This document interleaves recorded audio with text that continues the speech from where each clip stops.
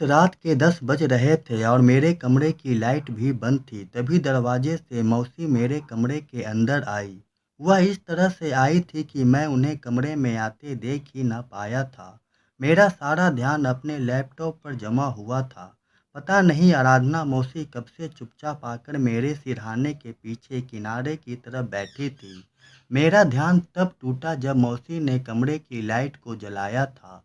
मैंने जब देखा कि आराधना मौसी है तो मैं बिल्कुल ही स्तब्ध रह गया था और मौसी चुपचाप खड़ी खड़ी मुझे देखकर मुस्कुरा रही थी।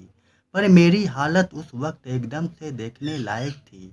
मुझे अचंभित देखकर आराधना मौसी मेरे पास आई और मेरे बगल में बैठ गई और मुझसे बोली कि क्या देख रहे थे। मौसी, मैं जो भी देख रहा था वह सब तो आपने छिपकर देखा ही।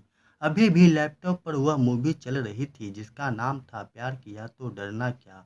मौसी बोली, मुझे नींद नहीं आ रही थी तो मैं बाहर टहल रही थी, तभी मैंने देखा कि तुम भी जगे हो और मूवी देख रहे हो, इसलिए अंदर चली आई। पर तुम तो एकदम अपनी ही धुन में थे।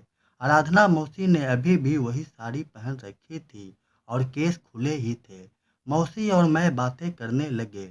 मूवी देखते देखते मौसी मेरी गर्लफ्रेंड सुहानी के बारे में बात करने लगी कि उसकी शादी फिक्स्ड हो चुकी है। सुहानी का नाम सुनकर मेरी आंखों में आंसू आ गए थे।